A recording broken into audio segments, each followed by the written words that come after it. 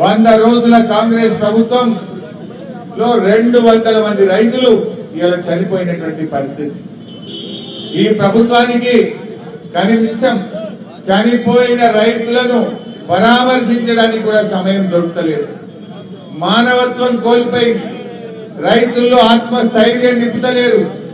ఎండిపోయిన పంట పొలాలను ముఖ్యమంత్రి గాని మంత్రులు గాని ఒక్కరు కూడా చూసి నా పాపాన పోలేదు.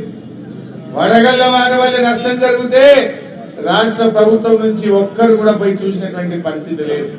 అంటే ఇలా రాష్ట్రంలో కాంగ్రెస్ ప్రభుత్వం రైతు వ్యతిరేక ప్రభుత్వంగా తయారైంది.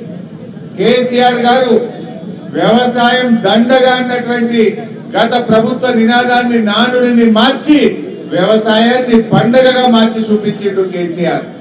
కానీ కాంగ్రెస్ వచ్చింది, మళ్లీ కరెంటు కోతలు మోపైనాయి, మోటార్లు కాలుతా ఉన్నాయి, పంటలు ఎండుతా ఉన్నాయి, రైతులకు నీళ్లు తక్కువైనాయి, నీళ్లు ఎక్కువైనటువంటి పరిస్థితి నేటి కాంగ్రెస్ ప్రభుత్వ హయాంలో కనబడతా ఉంది. ఇలా రైతన్నల్ని కాంగ్రెస్ పార్టీ నానా ఇబ్బందులు పెడతా ఉంది. కేసీఆర్ హయాంలో పుట్ల కొద్ది వడ్లు పండిస్తే కాంగ్రెస్ హయాంలో రైతులకు పుట్టెడు కష్టాలు మిగిలినటువంటి పరిస్థితి ఏర్పడ్డది.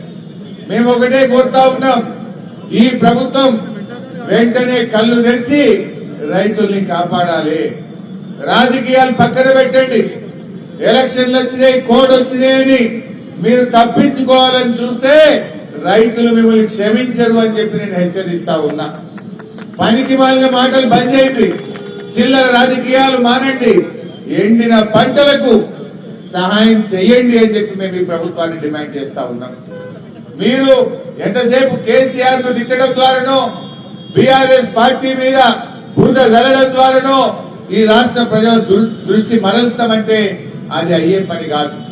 మేము ఒకటే అడుగుతున్నాం, మమ్మల్ని ఎందుకన్నా తిట్టండి ఓకే, కానీ రైతుల్ని కాపాడండి, రైతుల దుఃఖాన్ని తీర్చండి, రైతుల్లో ఆత్మస్థైర్యాన్ని నింపండి, రైతులకు ఇచ్చిన మాట నిలబెట్టుకోండి. అరే మీరు ఒక్కటన్నా చేసిందా?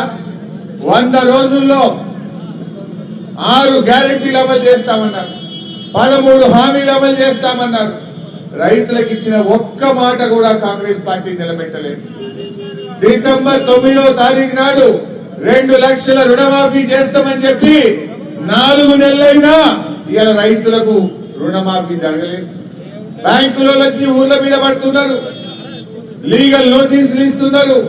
బ్యాంక్ అధికారులు ఇలా రైతులని నానా ఇబ్బందులు పెడతా ఉంటే ఈ ప్రభుత్వం పట్టించుకున్న పాపాన పోలేదు.